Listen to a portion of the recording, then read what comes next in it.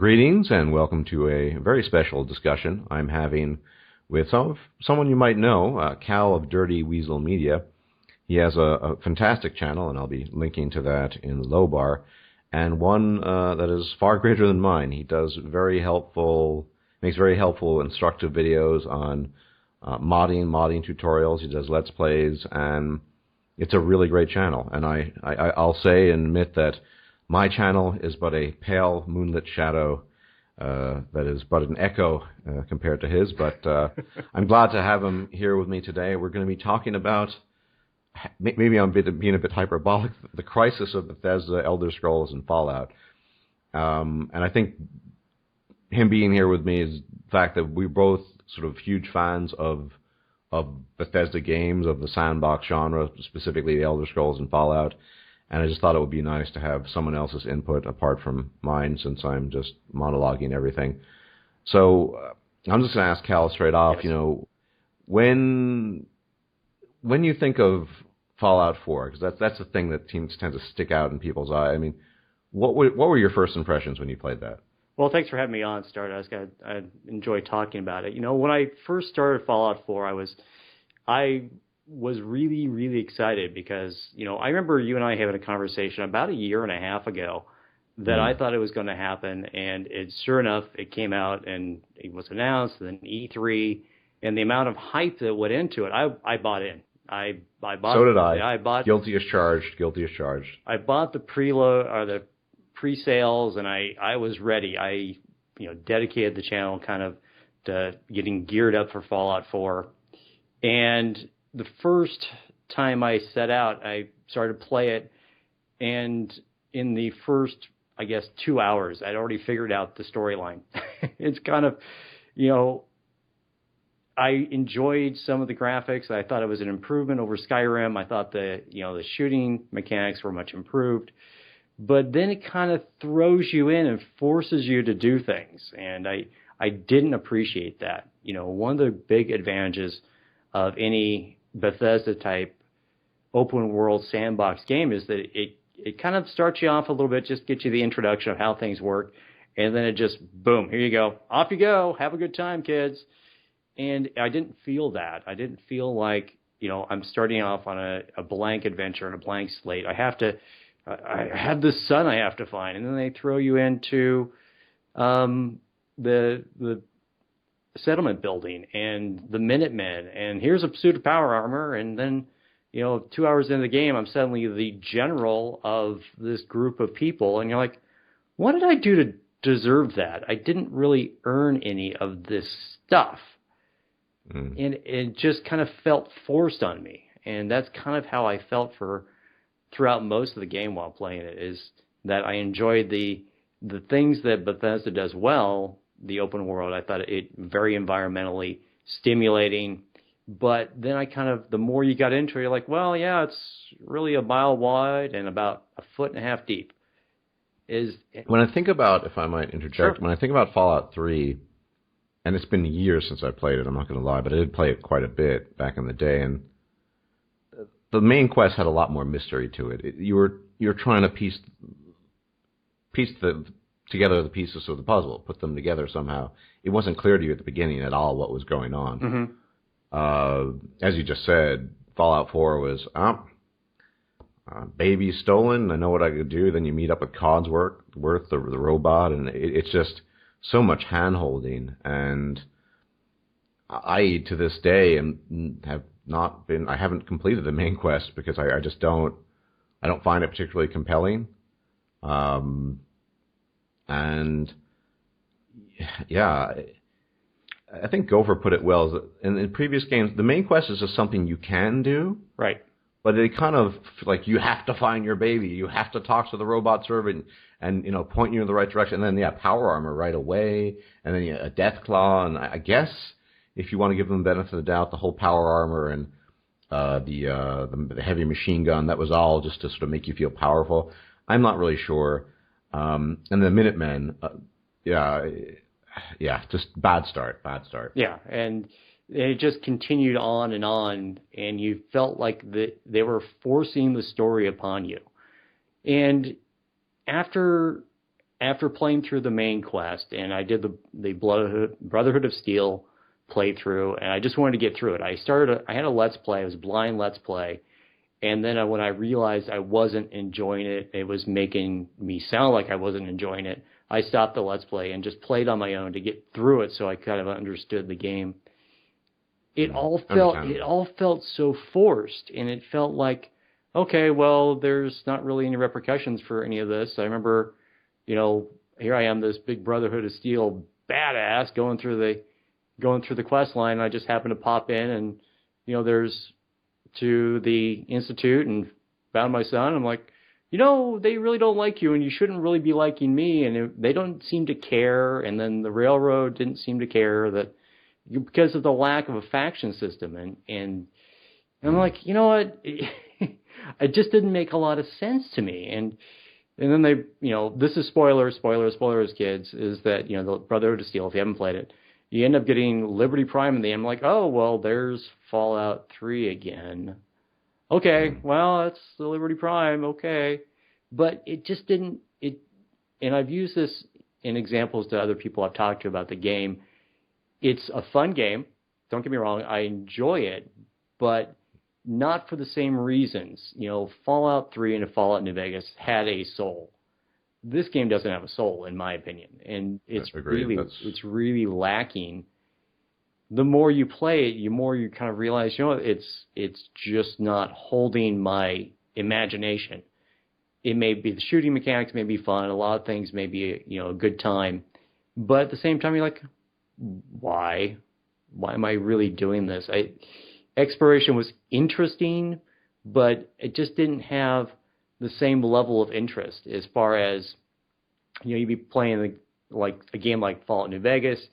You find little things that draw you into sub-stories. And with a few exceptions, Fallout 4 didn't really have a lot of that to my satisfaction. The characters were kind of boring. A lot of the companions were cookie-cutter boring, with the exception of Nick Valentine. I thought Nick was extremely well done. And then from a player's perspective, there wasn't a lot there that makes me say, yes, I have to play this game over and over. And I've played, even though my channels may be dedicated to modding games like New Vegas and Fallout 3 and Skyrim, I played New Vegas, Fallout 3, and Skyrim all on consoles first. I didn't play them on PCs with mods early on. I played them all vanilla, hundreds of hours. And playing just vanilla Fallout 4, I can't see myself doing that. I just can't. And that tells me a lot about the game, is that I'm not drawn into it to make me want to sit down or think that, I got to get back to the game. I got to get in there and go find this or do that. And a lot of the quests you get are just, okay, I could do them or not do them. I don't really care. There's not that driving factor. Tell me what's going on next. I love to hear what the next step is. I had many, if I might interject, I had many of the same difficulties. In fact, I just recently started playing again after many months of a hiatus, and only because of the survival mode and the fact that there's a beta version of the creation kit out and there are mods. And I'm enjoying the exploration, and I'm using kind of a suite of fix for the graphics, and it looks decent. But I don't find myself sort of drawn in the game. I feel I'm sort of casually wandering around shooting stuff. It's kind of it's not too bad for blowing off steam. But the one of the things I dislike the most, in addition to the hand holding, is you being sort of strong armed into playing a good guy, basically. Oh yeah. You need the Minutemen are a good faction. They're all sort of good factions in their own right.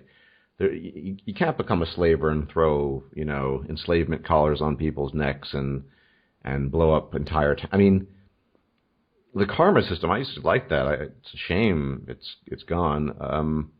You're just sort of, your responses are at best sort of disinterested, or get the fuck out of my face. That's pretty much it.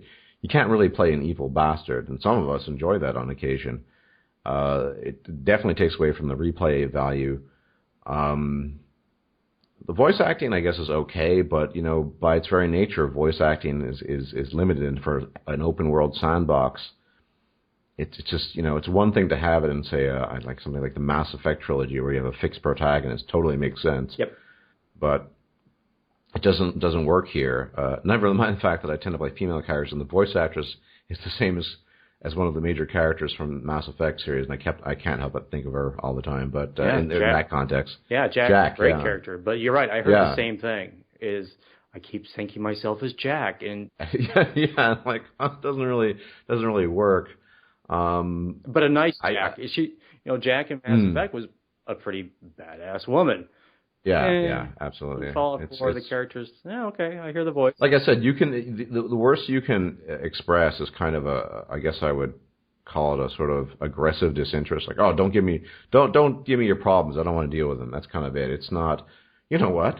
I don't like you, so I'm going to slap a slave collar on your neck and sell you for 500 caps to the local raiders. I mean, I'd love to be able to do that. Yeah, exactly. And I don't see that in Fallout. There was one incident, by the way, yes. Cal. I didn't even know about this. I was just wandering around.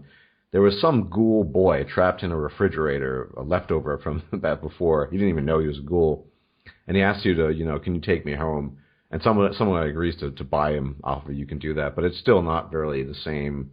It was a very minor thing, and yeah, everyone's a good faction more or less. Even the Institute is kind of and frankly, I found the story much more compelling in Fallout 3.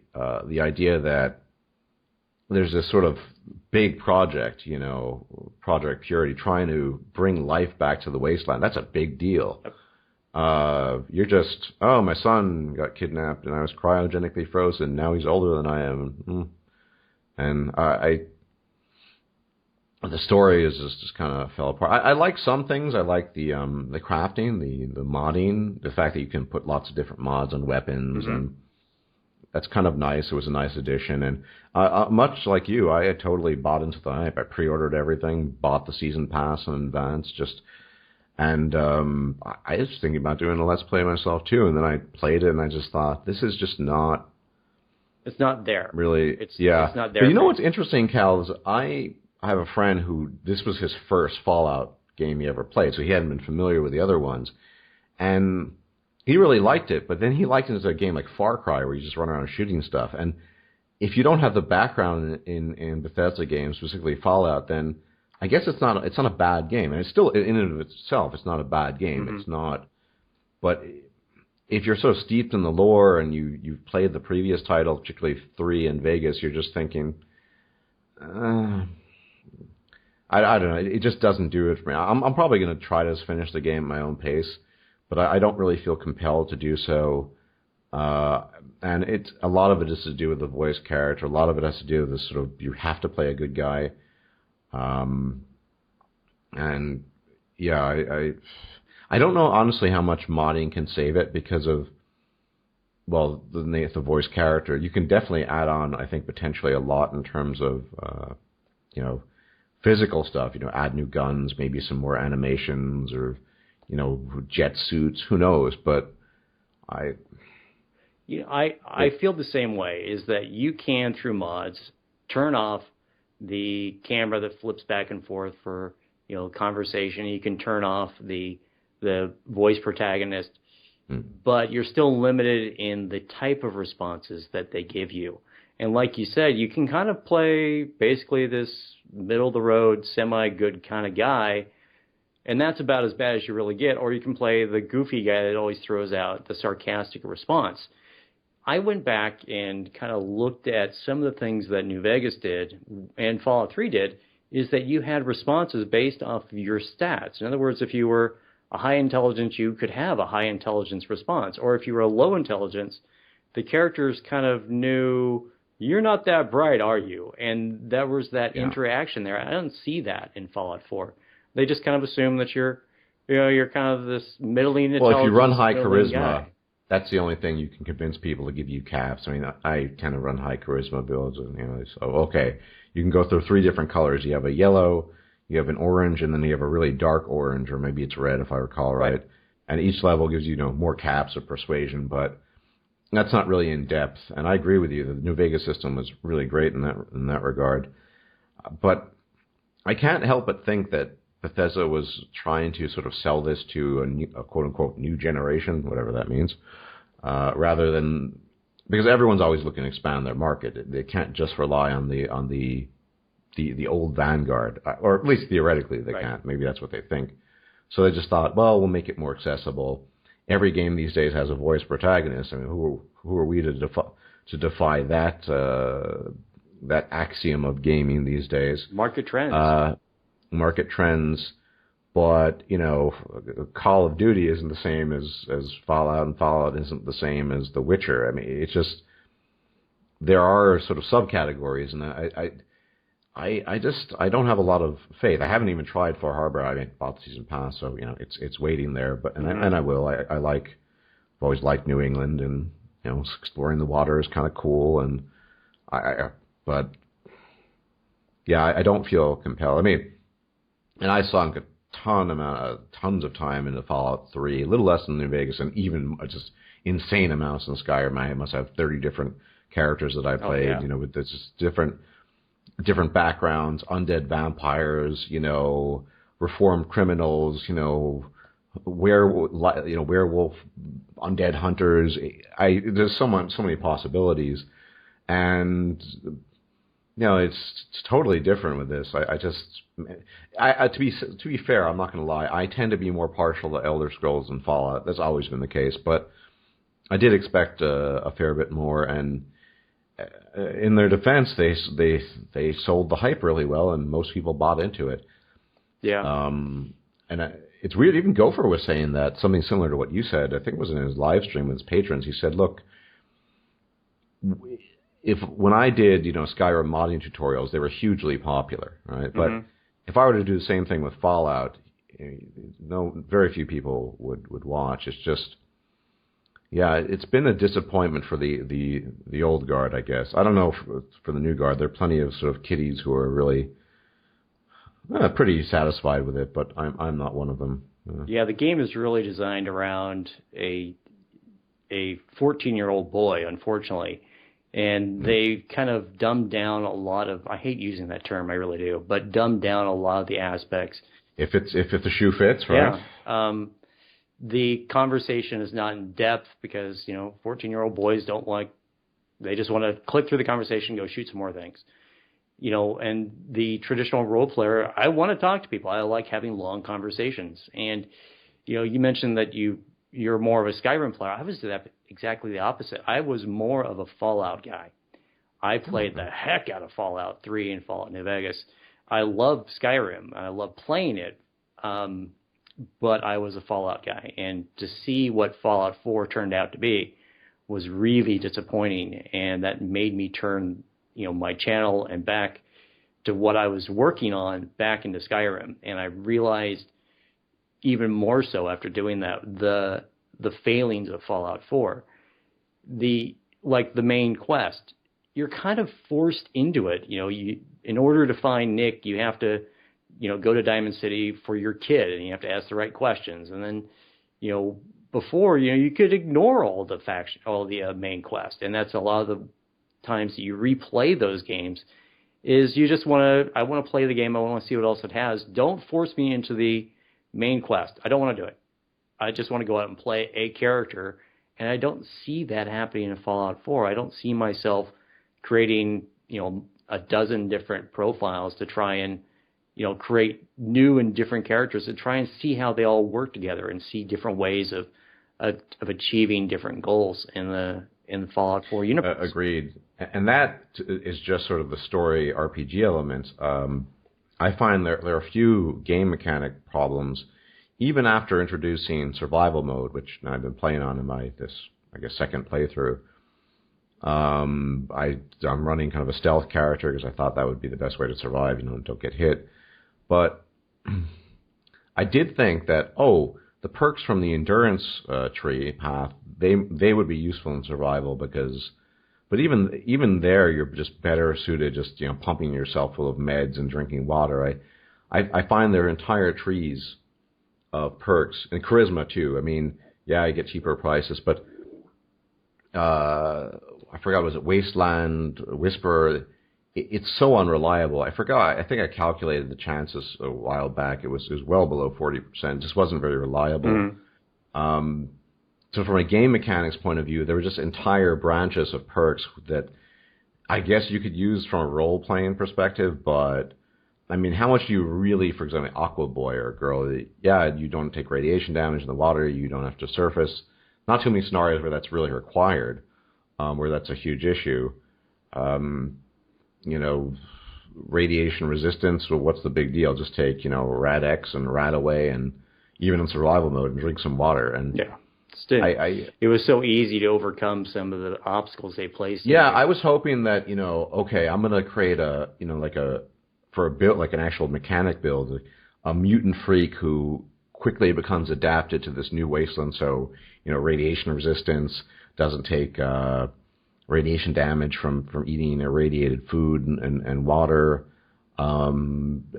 drinking water, you know, you can swim in the water, breathe, you know, all that kind of, and it's just, there's no real game mechanic benefit to that per se, other than that's just, you know, the way you might want to run that kind of character for RPG reasons. The perk system, I really have mixed feelings about it. Some of it's useful, some of it's not. The typical, I mean, I know all I'm doing is whinging now, but like stealth, even Bethesda always they did the same in Skyrim too. It's too easy. Right. Get to a certain level and, you know, it's dusk and you're, you know, 3 meters in front of a guy and, yeah, you should be able to be seen, but no. You can just don't shoot him in the face. That's always been a problem. But, you know, you touch on an interesting point. I don't like the perk system in Fallout 4. I think it's at all functional. I don't like it one bit. Okay. And the whole nature of it is, well, you can, you know, put all these points into your attributes and then that'll allow you to pick different things down the road. Okay, but there's no real skill to things, and that's what they eliminated was the skill trees, the skill progression on different things. You walk out with as much skill in pistols versus rifles versus heavy versus everything else as you're ever going to get, and then you have to get the perks to improve them, but you don't actually have to use them. And I thought that, you know, maybe they had figured out over the course of Fallout 3 and Fallout New Vegas that didn't really work, and they were going to go to a system, at least I was hoping they were going to go to a system similar to Skyrim. You use a weapon, you get better at it. And they don't. Or you use something, you talk to more people, your charisma goes up, or your perception will go up doing different things, and it didn't do that. And I thought they really missed a boat on it by trying to simplify it down and to make it cutesy and have interesting perks, but they left out the core mechanics. If you boost up your perception, you're going to be awesome shot walking out the door, and if you play a female character, you are, another story element is that you are a lawyer. How the hell does a lawyer know how to use all these guns? I could see the male character. Well, he's a former military guy. Yeah, that's something that it makes no sense whatsoever. Like, you know, at least in Fallout 3 and New Vegas, if you didn't have a high gun score, it swayed all over the place. It made it hard to operate. You couldn't carry the guns effectively, and it made you want to practice with them so you could get better at using them. It made sense to me. This doesn't make any sense. I mean, it's just the weapons have a certain amount of spread, and your perception is what it is, and you can boost those up as you get along, but you don't actually have to practice with anything. You're just automatically good at it if you set your attributes correctly. Yeah. So, well, I think that it might be a much maligned phrase, but, you know, dumbed down seems appropriate again here. There's no real point in building a character because everything works. And yeah, the entire trees I found were just, what's the point? You know, especially when you get experience for cooking food. I have nothing against that. It's just, my big issue is particularly the endurance tree. I always thought that would be a cool character to play. You know, so this guy who just totally adapted to the environment, but not much point. I haven't played Far Harbor, so I don't know anything about it really, apart from it's really big and it looks a bit colder maybe, and apparently it's gotten decent reviews. But I've heard there's some new perks, but I don't really know much about it. Like you said, I haven't played it. Yeah, I mean, the only thing I've watched a couple of channels review it, and I hate to use the term another sort of fanboys, but I don't find the channels I watched that were offering it sort of glowing praise. My impression was, yeah, a bit too much of fanboy, and like this is what it should have been. I don't really know. But if I ever finish this playthrough and play all the DLC, I doubt I'll ever pick up Fallout 4 again. I just don't have the motivation. Yeah.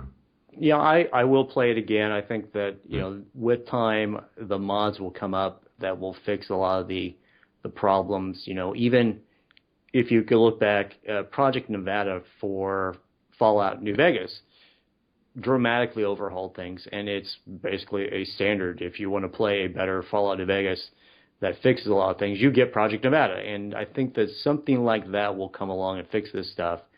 Another example of a mod that can fix things is there's a mod called Skyrim Unbound that allows you to turn off all the main quest stuff, so you don't have to play as the Dragonborn. I could see a mod like that coming along eventually and doing the same for Fallout 4, but it's going to be a huge undertaking, so that you can just start the game as a guy in the wasteland and give you options to play different ways. I think that will come eventually, but like you said, for the base game, adding a few mods just to tweak a few things, I don't see myself playing a lot of it. Not to play the skeptic, but even if that's the case, as Gopher has pointed out in a few videos, the level of interest in modding New Vegas is vanishingly small compared to Skyrim. The number, and I'm just, even back then, people just sort of leapt into it. As you pointed out, that would be a tremendous amount of work, and I have my doubts that maybe someone who's particularly fond of Fallout might do it. It's just, I don't see, you know, however many years after the release of this game, it being modded, having the same level of dedicated modding community as Skyrim, where you just had these mods that you just had to use because, you know, I'm trying to think, Hoth Trooper, the armors, for example, there are a couple of them where they're just, that's what you just use them because they're so amazing. I don't think there's going to be as much energy put into it, precisely because the people who invested all that time in Skyrim were people who liked that style of Bethesda game. And for better or worse, Fallout 4 isn't that. So yeah, I pay close attention to the modding community and look at different things. And I look at, you know, participation of forums, how many people are reading things, how many people are, you know, talking about stuff, and the interest, considering that this is a new game and the creation kit just came out. You think the amount of interest would be much higher, and it's not. I see a lot more people still working on Skyrim stuff, still talking about it, still modding it up. And that prompted me, you know, before this interview, I kind of did some research, and I wanted to see how many people are playing Fallout New Vegas, or not Fallout New Vegas, but Fallout 4 as opposed to Skyrim, because even though it's, you know, they're different games, I wanted to see what they were doing. And before the Far Harbor DLC dropped, almost the same exact amount of people were playing Fallout 4 as were playing Skyrim on Steam. And they can chart that. You know, it's hard to say, you know, well, there's 10 million more Steam purchases of Skyrim. Okay, I get that. But how many people are still playing it? And it's about the same number. Matter of fact, depending on what week, if you go back, more people are playing Skyrim now than are playing Fallout 4. And that's really telling for a brand new game that sold as many copies as it did so early on in pre-sale. And that's where, you know, Bethsoft and ZeniMax made most of their money was in pre-sale. The numbers, the sales of Fallout 4 are dropping dramatically, a lot more than Skyrim did. Skyrim picked up steam as people kind of realized what was going on with it, and it's actually dropping off dramatically. Do I think that Fallout 4 has staying power? No, I really don't. I don't see it staying with us like other Bethesda games have. Or I should say Elderscrolls and Fallout, because there are a lot of Bethesda games that never did anything. But, you know, I don't really know if it's going to stay. We'll see what happens. I know that a number of the modders involved in the community are kind of fed up, and they don't like the fact that mods are being implemented into Bethesda.net, the modding scene that they have over there that will eventually be used for console modding. It's very toxic, and the forums aren't very good. And the way that Bethesda implemented modding through Bethesda.net, not good one bit. So, the modding community isn't taking to it as well as I had hoped it has. Having it take so long to get the creation kit out, you lost valuable momentum. The creation kit came out for Skyrim basically 2 months after Skyrim came out. It came out in February for a November release, and we're looking at April for the CK for Fallout 4, and that lost a lot of momentum. Because when I think you and I watched the same stream from Gopher, he mentioned that and said that when most people were ready to play a second character, they've already kind of built the game to kind of discourage you from playing a second character because it's essentially the same deal. There weren't a lot of game-changing mods available because of a lack of a creation kit early on to make you want to do it. So they lost valuable momentum that really has hindered them. I just don't see it. And I think this might be a good opportunity now that you mentioned to segue into this. I mean, I made a sort of my monologue a few weeks ago about how apparently Bethesda is either working directly on or delegating several IPs, or 3 new IPs. I've been told by some that I made a mistake, that they're sort of they're outsourcing it or whatever, but I don't know. It seems that maybe the reason why it happened the way it happened, the things you're talking about, might have something to do with them being distracted and busy with other projects at the same time. I don't know. It's possible. I think that they were delaying things, and I stated this in a couple of different places, that I thought they were delaying things because they had to integrate the console modding. That actually probably delayed them more than they wanted. I have a feeling that the creation kit was up and ready to go, but they didn't want to spread it out so much between console modding, which is just now evidently going into its betas. I think that was a big distraction to them at that point, is that we can't really release it because we haven't integrated it with the modding community and the Bethesda.net site that has the mods on it, and that slowed them down. And I think they may have bit off a little more than they can chew. ZeniMax as a corporate entity, I think they could probably handle the inclusion of new IPs. I just think that they got too much involved in trying to do too many things. You had all the DLCs. That's my view. Yeah, all the DLCs dropped at the same time. You had the CK that had to get out and it didn't get out, and then the console modding with Bethesda.net Mod Central, or whatever they want to call it. It was just too much for their small group, and they are a very small group compared to other studios. It was just too much to get out at once, and they delayed it and delayed it and delayed it. That's why we never really heard early on, when are we going to get the CK? Well, it will come eventually. And then it was delayed. Remember they said in the first quarter? Well, it actually came out in the second quarter. So it didn't meet their expectations of when they could get it released. That tells me that, when Todd Howard says first quarter, the CK will be out and we'll have a bunch of DLC, and then things got delayed, that tells me that there were problems on their end, which is a real shame because they had a long time to work on this. So I think the full integration of it all is just overwhelmed them and their small team. I can't help but think, and maybe I'm wrong on this, Cal, that I think console modding will ultimately be a failure based on my perception that the console player, based on his mentality, is a certain type of gamer. Modding is all about whether you do it, actually make mods, which I've only done once, or use them and integrate them. And we all know how Skyrim modding, if you really want to use hundreds, is a very complicated process now. Mm-hmm. It's the kind of person who just sinks tons and tons of time and hours, not even to playing the game, but getting it running. And the console player, by his very nature, I'm not trying to start a PC master race, whatever, war. I'm just saying that he's the kind of guy who likes to pick up the controller, plop himself down on the couch, and just play. going through all the work of introducing modding to the kind of person who just doesn't have that mentality, on average at least, based on talks I've had with console players. I don't see it taking off. I think it's going to be a horrific failure, actually. That's my prediction, and I will concede my error if it's not. But I think it's going to be. The other thing is, it's obviously what are consoles but low power PCs. The kinds of things. I mean, graphical enhancements, all of that. You can't do that on a console. Not really. It's already running at 30 frames per second and chugging along to do it. Yeah. So what's it going to do?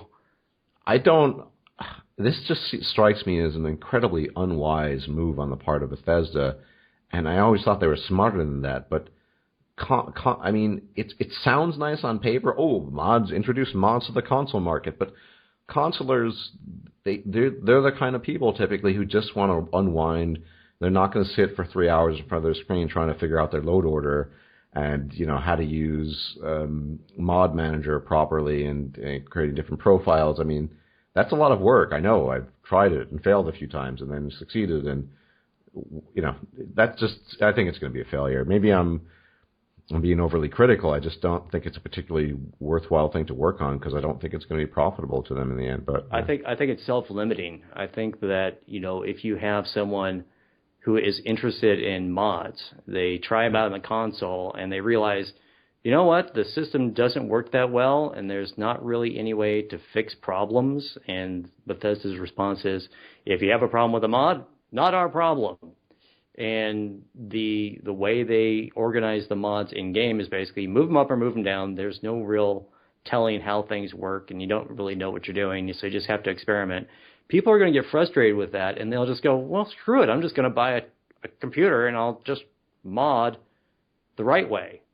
Go to Nexus, go to Nexus, get a bunch of mods, use one of the mod managers available, and they're going to mod the game. So I think it's self-limiting.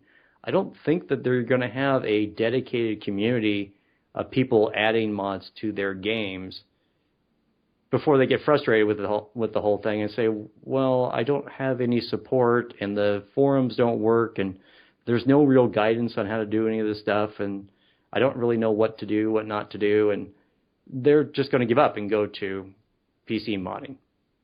So and I've observed this. There were a lot of guys who, with Skyrim, had gotten done with one playthrough on Xbox 3 shitty or whatever, and then they say, I finally got a PC, and wow, all the modding I can do.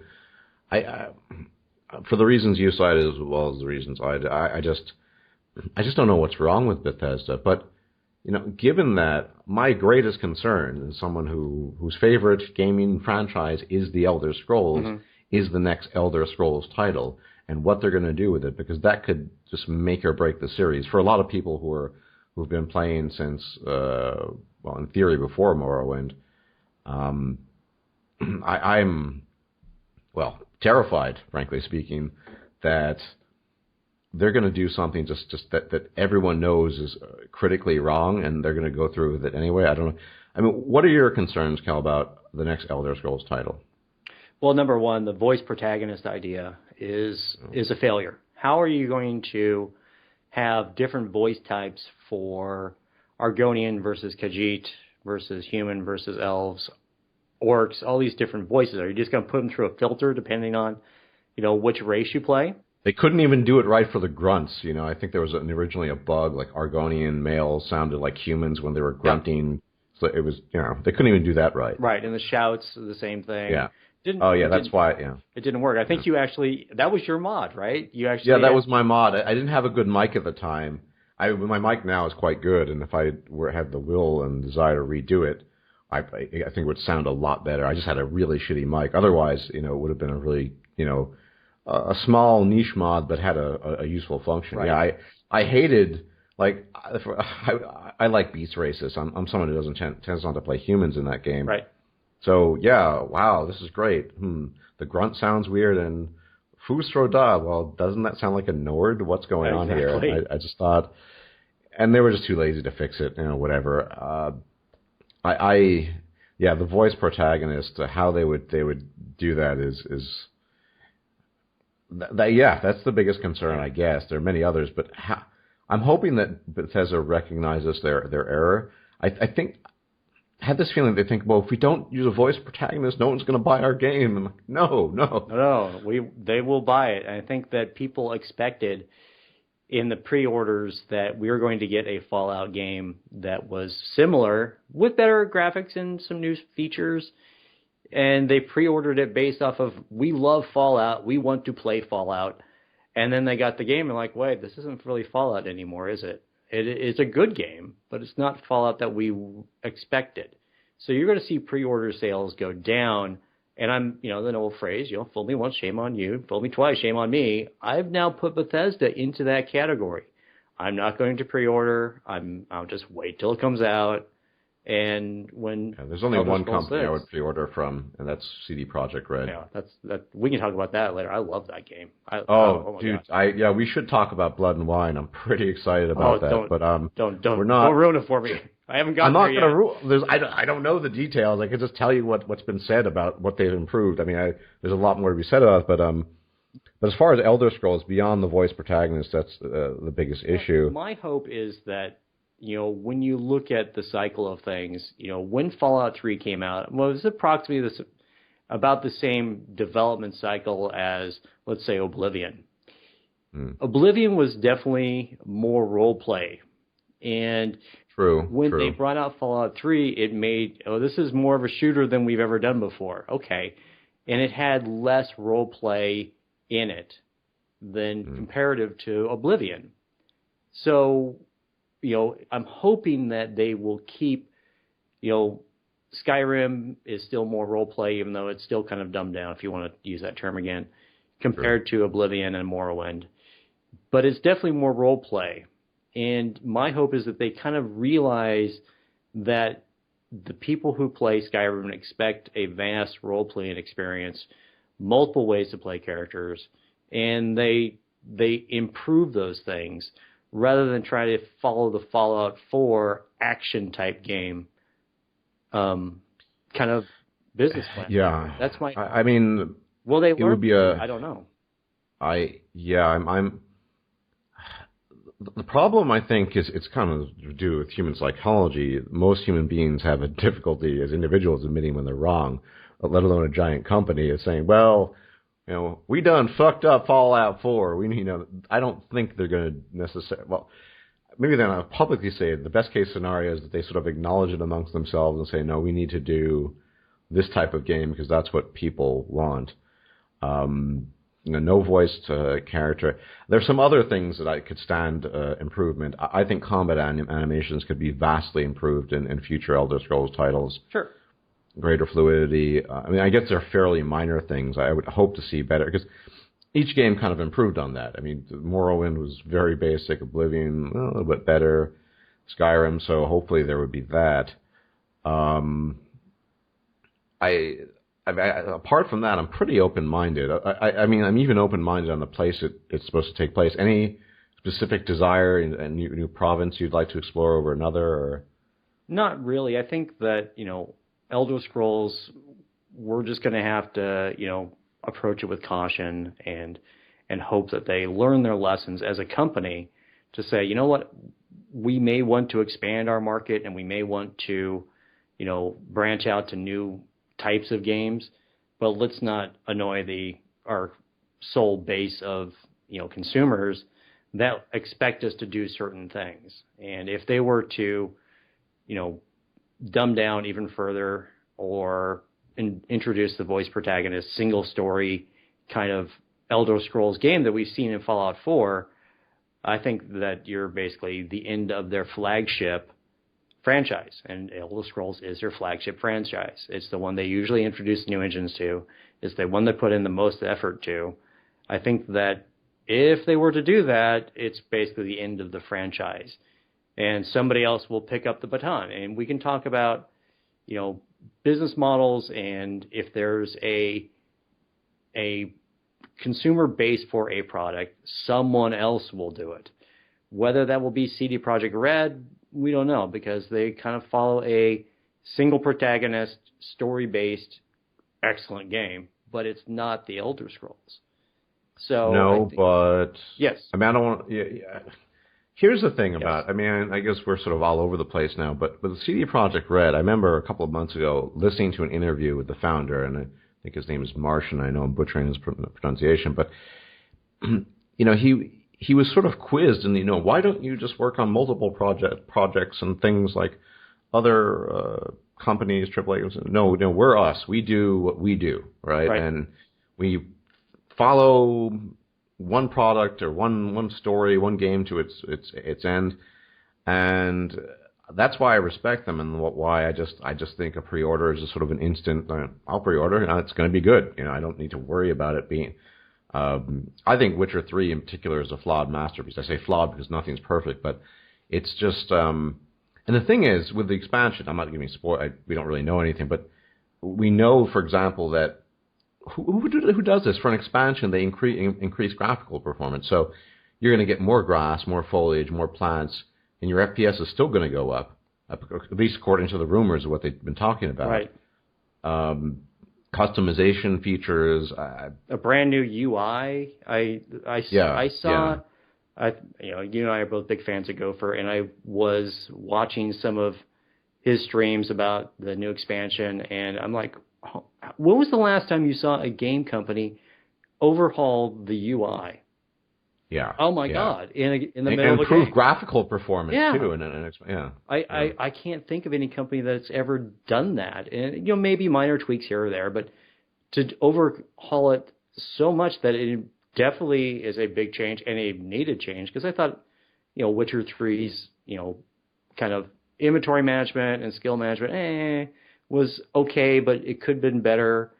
But it looks better from what I've seen. It looks a lot better. It looks a lot more usable. And I'm like, wow, I got to get back into playing Witcher 3 so I can try it. And very few games do that and make you excited. There's a new DLC. Okay, well, it's more content. No, we upgraded this and this and this and this. Oh, really? Okay, now I'm interested. And that's on top of exploring an area that's the size of Skellige with completely new stories and just completely unrelated. You can apparently, get your own vineyard, and you can upgrade it, and you can little things like you can now color your armor pretty much whatever you want it to be color, and looks like new stories, a new culture to explore compared to The Witcher 3. And I'm like, wow, they didn't just import assets into the game and give it a new story. And we got all the free DLC, like little decent stories, add-ons. The same. He was also asked, what about DLC? He said, DLC is for free. Expansions you pay for. And I think that's a great way of looking at it. I hate to use the term, but I have a lot of faith in CD Projekt Red because of their work ethic. And they'll probably keep on, patching until everything's patched up, and then they'll just go full throttle into Cyberpunk 2077, which for me, which almost certainly would be with an instant pre-order. I have faith in them. They're going to make an amazing game. All the more a reason because you were mentioning some concern about, could they do a non-fixed protagonist? Well, in Cyberpunk 2077, you can play a man, a woman, different professions, so you're going to have more leeway in the kind of character that you're playing. I haven't really looked too much into it, but it does sound exciting. It does. And like you said, if Elderscrolls drops, someone else will pick up the ball. Somebody like CD Projekt Red will do a very good job. And I hope so. Yeah. God, I hope it doesn't die out. I mean, I didn't even try Elderscrolls Online, but that seemed to be. I don't play MMOs. Same. Yeah. The problem is that CD Projekt Red tends to be very focused on one thing, and just like with The Witcher, I think they're gonna. Once The Witcher 3 is done, and it pretty much is, and they'll just add some patches, whatever, then it's going to be Cyberpunk 2077, presumably for the next 10 years, I would imagine. So, or at least 5 or 6 or 7. So that's going to, and I'm happy for that. I want them to be focused. I wish more companies were more focused instead of pumping out, the Assassin's Creed 23 or whatever it is.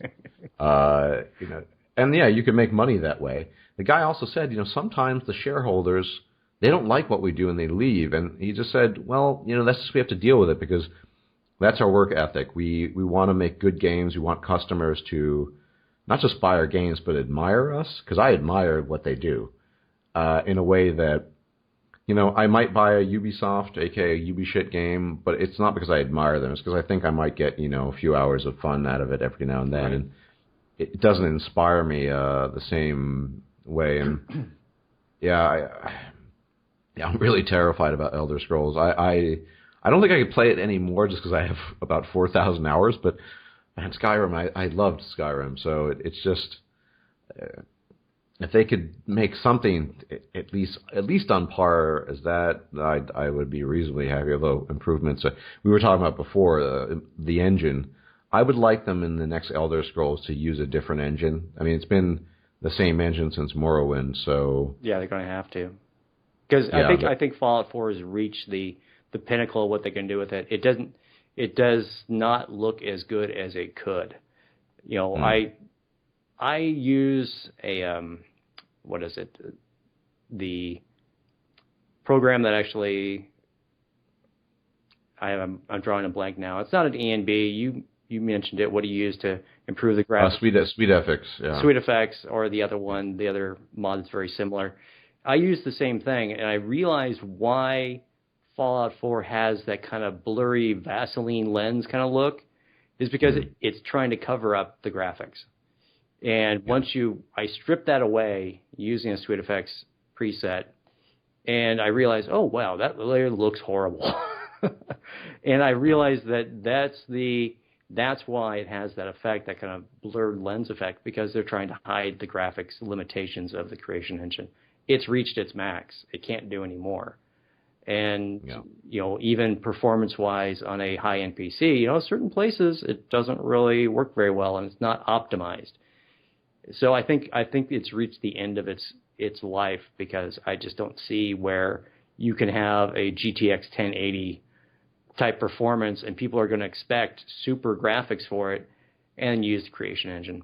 And so what's the point? I mean, speaking of the GTX, I doubt I will get that, just because the 980 Ti is still a really good card, and it runs everything. It runs everything. It runs everything, and will be doing reasonably well for the next 2 years. I mean, if there's some announcement by CD Projekt Red or whatever, maybe in the next year I'll consider, or maybe the 1080 Ti if it exists by then. But yeah, but even then, I mean, speaking of that, I mean, I'm using everything on Ultra, and I'm still getting like 80 to 100 frames on average. So it's kind of, I don't know. I just, yeah. I mean, I'm not obsessed with graphics. It's just it's one element that could stand improvement.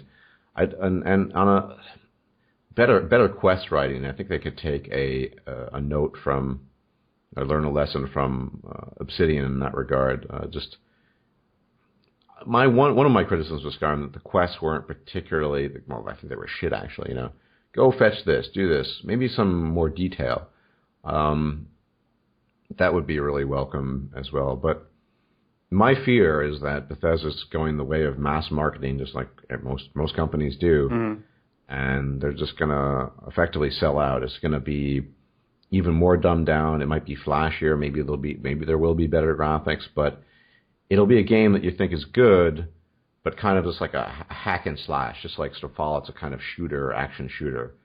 And that is not why I play, as much as I'd like better combat, that's not why I play the Elder Scrolls series. Right, and that's my fear too. People complain about the combat in Skyrim all the time.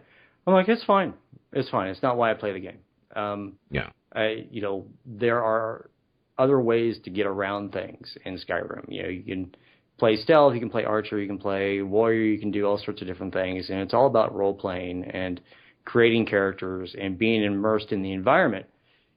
Okay, that's enough for me to do that. I don't really care too much about, well, you don't have an ability to roll and dodge. I don't care. It's not what I'm focused on, is what the game provides.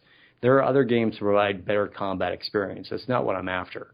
If they go that direction and make it a awesome combat mechanic game that sticks to the elements of the Elder Scrolls that I really like, all the better. I think that Fallout 4 did improve its combat, and that's welcome. But you can't ignore the other parts of the game that, really drew people into it. And that was the writing and the environment and the factions and all the other things that go into it. You can't ignore it. And the addition of, building blocks in the game, I don't care. Thank you very much. And, building a settlement, I don't care. I wasn't really motivated to do that. The only thing I found it was useful for is getting some XP.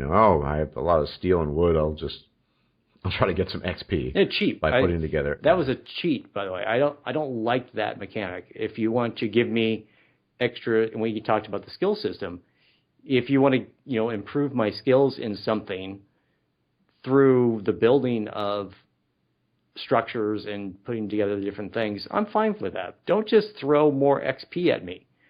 And that's kind of what it did. It felt like a cheap, level boost.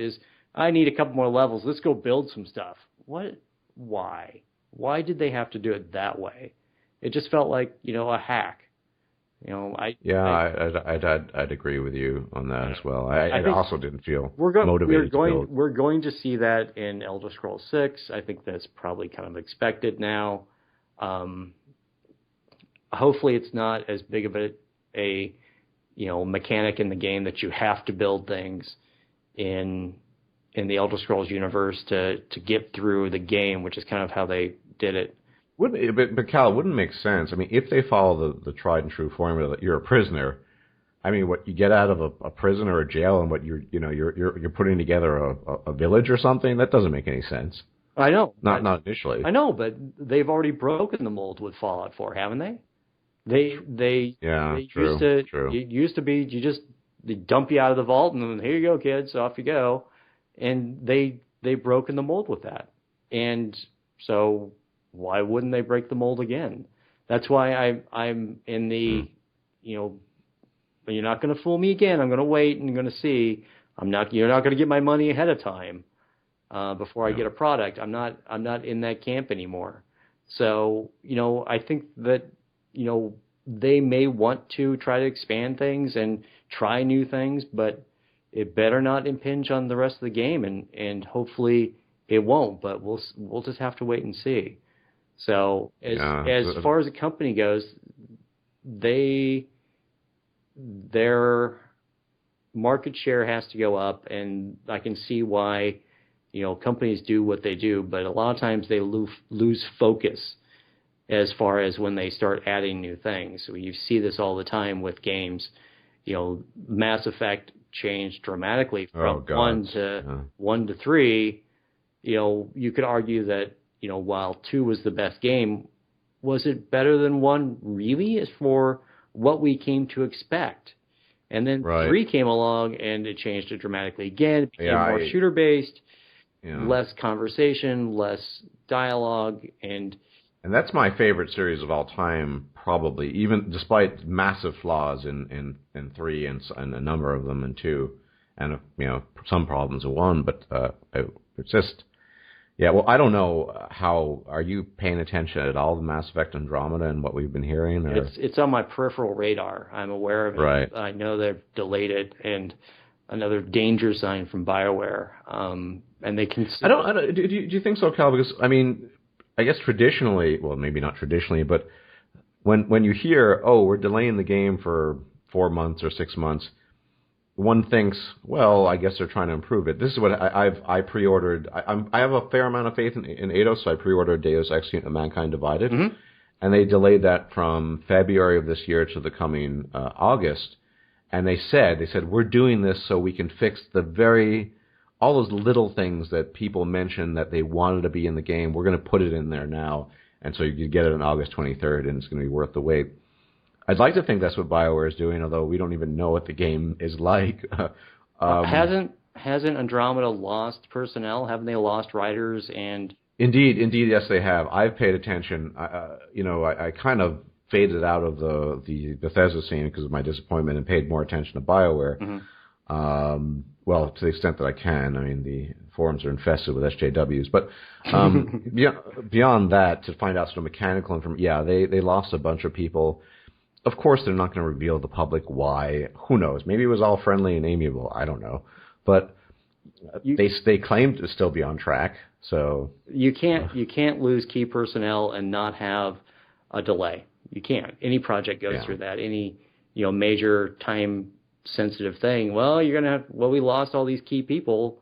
That's a danger sign to me. Why did they leave? Well, they don't really tell us that stuff, but we know they left. So the game itself is going to have to go through rewrites because you're going to have new people come in that aren't able to continue continuity. It's just like a movie.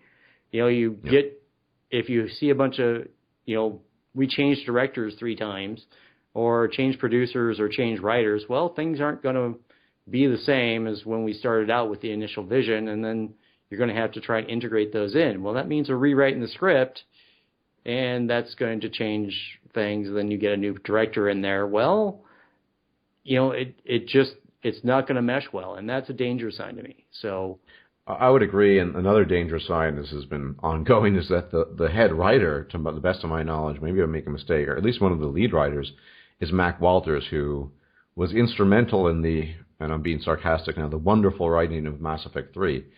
It doesn't really give me much faith that this is going to be a great project. I mean, they claim they want to get back to the roots of Mass Effect 1 exploration, and there was a few weeks ago some insider in the industry, not someone from Bioware, who, based on his track record, makes sort of vague but accurate statements, and they've sort of proven themselves to be true, said that, it's actually coming along quite well, and it's particularly the exploration that's really there, and more importantly, I mean, you can do more on one planet than you could in most of, Mass Effect, the original, and that sounds kind of promising, but then my concern is, well, maybe they really master the exploration elements, and then all the dialogue and the relationships you have with the characters, which are, that's the heart of Bioware games, right, even though they've gotten incredibly bad at that with all kinds of things, especially the SJWs, that sort of goes out the window, and all we have is kind of a shooter where you can explore 30 different planets. But I don't know. I'm concerned just because as flawed as Mass Effect was, I still have these fond memories of the characters. In fact, every time I talk to someone in Fallout 4, I have to think about Garrus, because he's one of the voice actors in Fallout 4. A lot of the randoms are Garrus, basically. Huh. Yeah. So it just never picked up on that. Oh yeah. With the I think Thicket Excavation, the guy who asked you to fix the pipes there, that's Garrus. I forgot the voice actor's name, and there were a bunch of other guys. I'll have to pay attention more often. Yeah, I tend to. Well, having played a lot of Mass Effect in the past, if I hear a voice actor from that series, I just, that's that guy or whatever. But I'm only concerned because I have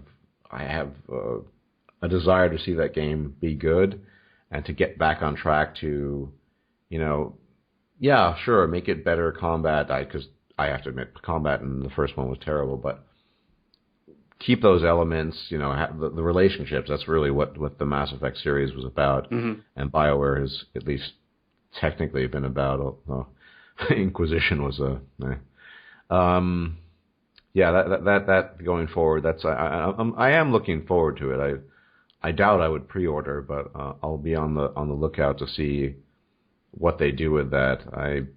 You said it right. It's a bad sign when people leave, whatever the reasons might be. At the moment, I kind of only have faith in CD Projekt Red and Eidos to a lesser extent. The other AAA companies are just EA. We know how they operate. Yeah. Ubisoft. We know how they operate. And yeah, I just it's hard for me. I'm kind of getting disappointed as a gamer in general. There's so few companies that I feel produce really good games, and of course it depends on your genre, I guess, but the kind of games I really enjoy. I actually think that the future might be in Kickstarters, that people will say, look, like, I don't know if you like Obsidian games, like Pillars of Eternity. I don't know if you tried that, but that's quite a good game, mm-hmm. actually. And yeah, you need to be accepting of the fact that it's a kind of isometric RPG, but it's really good. It's really well written. The dialogue's interesting. They're working on a new thing called Tyranny, where you actually can kind of play a bad guy. Well, I think in the future, maybe some companies that want fewer limitations will go the Kickstarter route. I don't know. Like I said, I think different companies will come and go, and you'll see, like we said, Bioware was a great company, and it slowly drifted from what made it great and kind of ruined it for us, so that now we're at that point where, oh God, Bioware, and that's how we think of Bioware. Oh God, Bioware used to be so good. Yep. Now, oh my God. I think that companies will come and go like that, and new companies will come up, and they'll kind of fill the void. Will they be as we remembered them? No, nothing will ever replace the memories that we have of those games that were great. But will we have new games that will kind of change our perspectives and say, oh, that's a great game too? Yeah, I think we will. But I think we're kind of at that point where you see a lot of big companies that have kind of consolidated. And you look at, Bethesda and ZeniMax. They've bought a lot of companies. And they've kind of expanded probably a little too much. You said in your video you think they're probably taking on too much. I think as a corporation, ZeniMax has probably taken on a bit too much. But if you look at what it did with Doom 4, they haven't played that. I've played a little bit, but incredibly addicting game. And from what I've watched of other people doing and talking about it, is that it didn't try to innovate. It didn't try to add new things. It didn't try to change what it was. It was a Doom game. You're going to go out and kill demon spawn. You're going to shoot a bunch of stuff. It's high speed, shoot 'em up kind of game. The basics of the game are there, and what people loved about Doom is there, and that's why it is good as it is. So I think that, Bethesda and ZeniMax may understand that, you can't always try new things and be an innovator. Sometimes just build a game. Just make the game the way people love it, and it will sell. So there is hope for, Elderscrolls, is that if they take the route that they did with id and just let id build a Doom game. Let's build an Elderscrolls game the way people expect it to, but let's make it really good. I think that it'll be a success. So I think that certain companies get it. I think Bethesda's closer on that we get it scale than Bioware. Yeah, Bioware, you're absolutely right. I just have to, sadness fills me every time I think of Bioware. Yeah. I mean, I'm not hopeful. I kind of vaguely hope that Andromeda will be a good game, but... Oh, so do I. I love the games. I love Mass Effect. Well, you were quite disappointed with Inquisition as well, or were you not? Horribly disappointed. I was planning on a Let's Play, and then I got literally 2 hours into the game. I'm like, I cannot put this on the air. I cannot put this on my channel. It's horrible. I don't like it. Do you mind if I ask what your personal reasons for why you thought it was horrible were? I realized pretty early on that I mentioned I don't play MMOs. It seemed like an MMO after a while. And the more I played it, I'm like, why am I doing this? Why am I doing it? What's my motivation?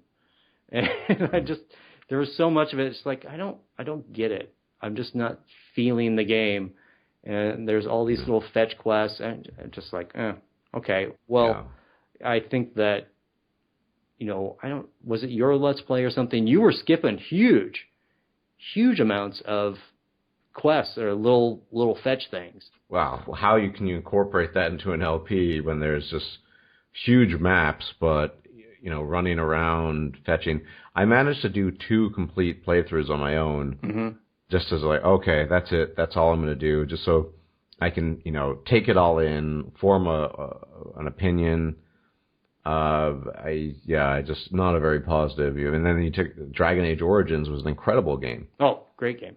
Another game I played on Xbox. So it was a vanilla experience. I didn't have to change anything. Back in the day, they allowed modding. In fact, I participated in one of the, I don't even remember the name, one of the mods as a voice actor, and it there was modding. There was an active modding community. It was really, there was so much potential, and then EA said, no, we're not going to allow modding and this and that, and I admire your faith that someone will step in to fill the void. I can't help but think of, you've heard of Vampire the Masquerade, Bloodlines? That was a really good game if you haven't played it for what it was. I have not played it. a lot of people, I think most of people here would have either have heard of it or maybe they played it. I have heard Great, of it. great game. No one really. I'm hoping someone on a Kickstarter takes it up maybe and reintroduces it, buys the rights. I don't know. I just I hope you're right. I hope you're correct about that, but I don't really. I'm not too hopeful. So if they mess up the next Elder Scrolls, well, I think I might be done with that. And yeah, I mean, I guess it'll always be something just like Andromeda. I'll look peripherally at and say, well, maybe I'll give it a chance. Look at what the reviews are.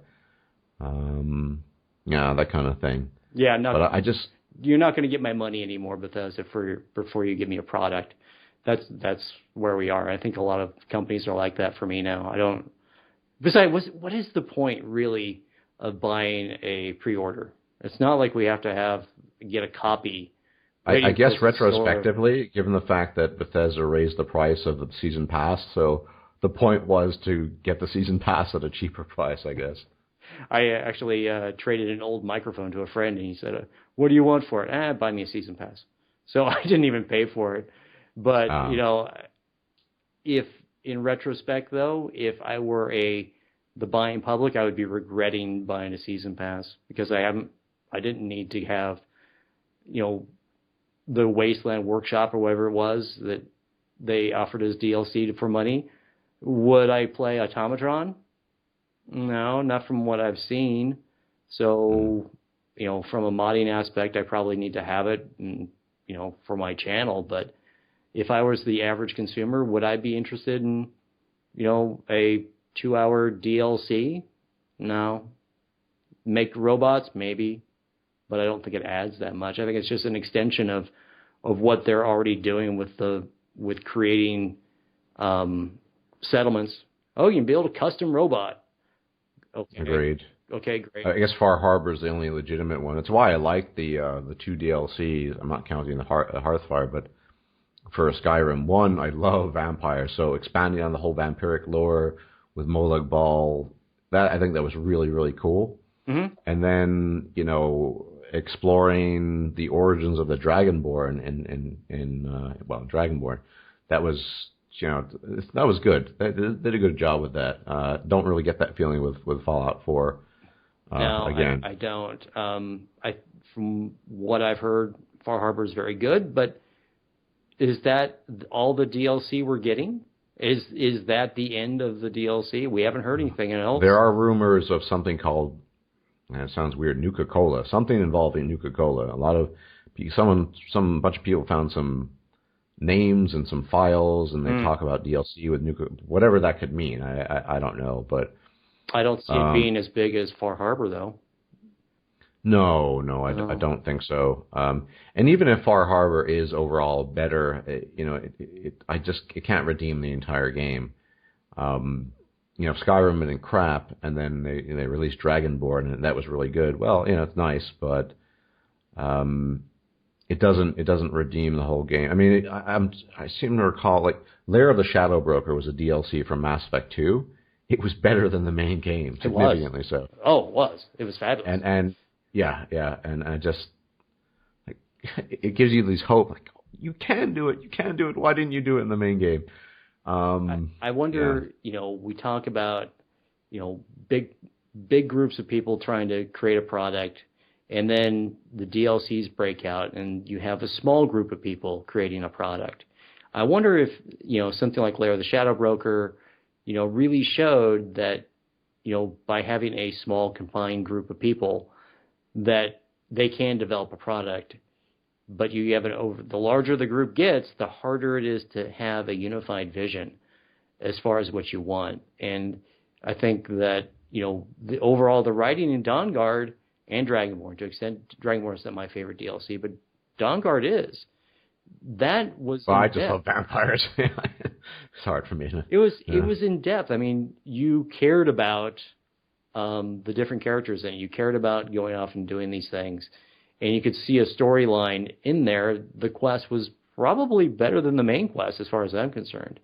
As far as, the individual interactions and the story that goes behind it. Such a cool concept. I mean, vampires trying to blot out the sun, and, you can kind of go along with them or go against them. There was that freedom of you can be a a righteous undead hunter or a you can become the undead. That was such a cool option. Mm-hmm.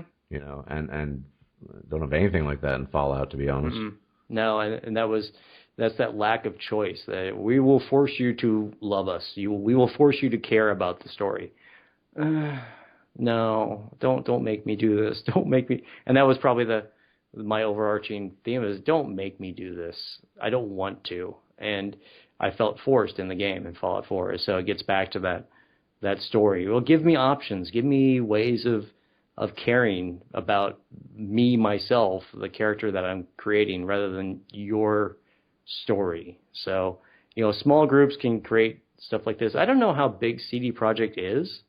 CD Projekt Red, is a relatively small company? Not, well, compared to other AAA, I would suspect so. Yeah. They don't have that many people. I wonder if that's why their CEO is saying, no, we want to focus on one product, because it prevents, mission drift.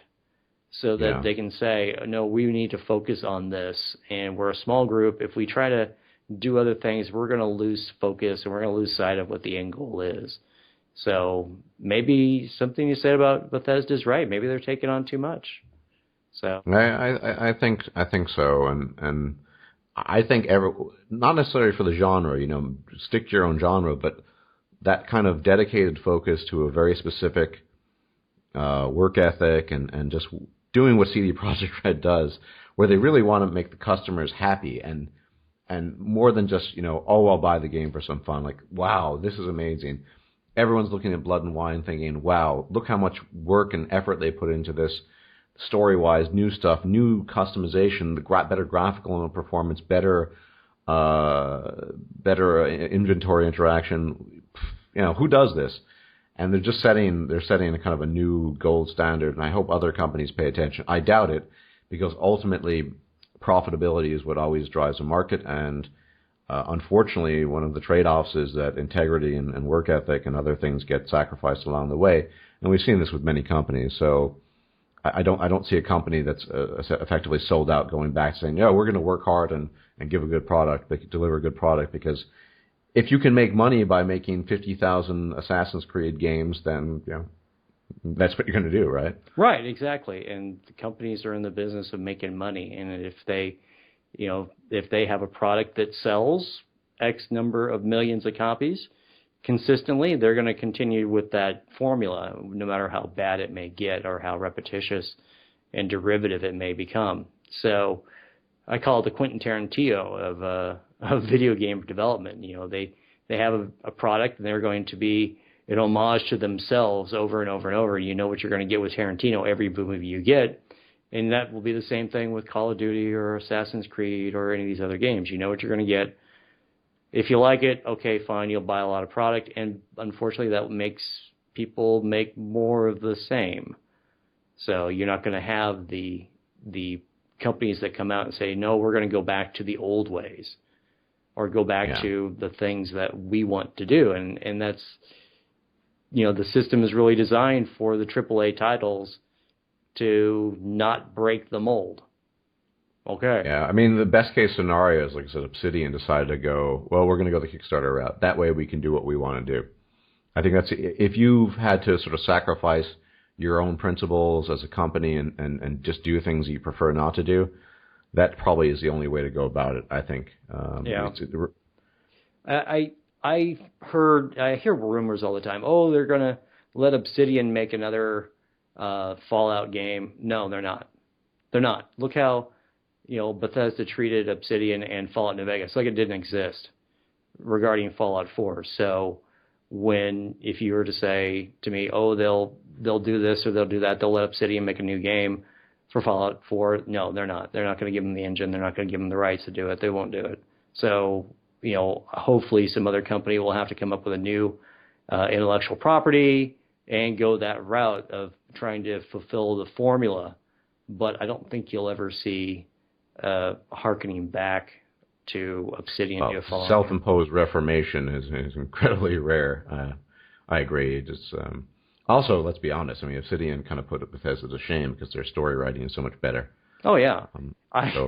In our perfect world, and we know it won't happen, is Obsidian writes all the scripts and Bethesda creates the environment. Okay, I'm fine with that. But it's not going to happen. And as much as I love Fallout New Vegas, you can tell that Bethesda didn't do the environment because there's so much empty space and there's so much lack of, immersion into the little things. Yeah. But Obsidian blew them out of the water as far as the script and the story goes. And even though the story isn't great in Fallout New Vegas, the little things are. The character interactions. Every follower had a story. Every follower had a mini quest. Even Eddie had his own little thing where his backstory, you get these little snippets of interesting stuff just by looking at the sound files, by go to a certain place and Eddie's going to play this file and you're like, whoa, where did that come from? You don't see that in Bethesda writing. You just don't. So, it's just not going to happen. I think that, hopefully Bethesda learns from its mistakes in this, but it's hard to say. So, yeah. Well, I think we covered all the bases. I thought some fascinating insight from Cal here. Dirty Weasel Media. Always fun talking about the games. You and I share out the same loves. I've wanted to talk about it. It's just because I'm actually legitimately concerned about the future of Bethesda games. Because for me, both, but particularly Elderscrolls is a beloved franchise, and I want to be able to get lost in that environment again and explore and role play, and I just can't really do that in this game. I mean, for me, I just say Fallout 4 is just sort of an exploratory action shooter. That's kind of what it is. It's fun, but pretty much it. And final summation, this is how my review, if I ever do a review, it's a good game, but it's not what we expected. So it's not what we wanted, but it's a good game. Yeah, absolutely. Yeah. Well, thank you very much for joining me. I hope people, if you haven't subscribed to him, I advise you to do so. It's got a great channel, far more active, far more engaged than I am. So head on over and subscribe to his channel. And I suspect you'll continue to upload stuff and mod tutorials and what have you, yeah? Yeah, the Skyrim modding tutorial will continue. We're up to 20 episodes. I have to do an update next, and then we'll start moving on to other things. There's so much material to go over, and there's so many things in Skyrim that people love to mod in the game. As far as other games in the future, I will probably start modding Fallout 4. Some new tools are coming out, but that's later on down the road. Thank you, Stardust, for having me on. It's always fun to talk to you. You're one of my great YouTube creators. I watch a lot of your stuff, and I don't know. I appreciate that. I don't do much. I mean, but on a final note, one of the reasons I don't do much for the channel is there's not a lot of games that I feel passionate about these days. I feel kind of lost as a gamer. The games I sort of fiddle around with, but whatever it might be. Possibly, I'm not going to promise this, a full playthrough of The Witcher 3 would be too much, but for those of you who know the story, maybe I'll do a playthrough of Blood and Wine. That could be interesting. Yeah, we'll see. Because I think at this point, everyone kind of knows where the game ends up and knows the story. I don't think you'll be missing anything by doing a DLC of that type. I think it'd be a lot of fun to see. Yep, definitely. All right, well, thanks for being here, and everyone check out his channel. Thanks, Stardust.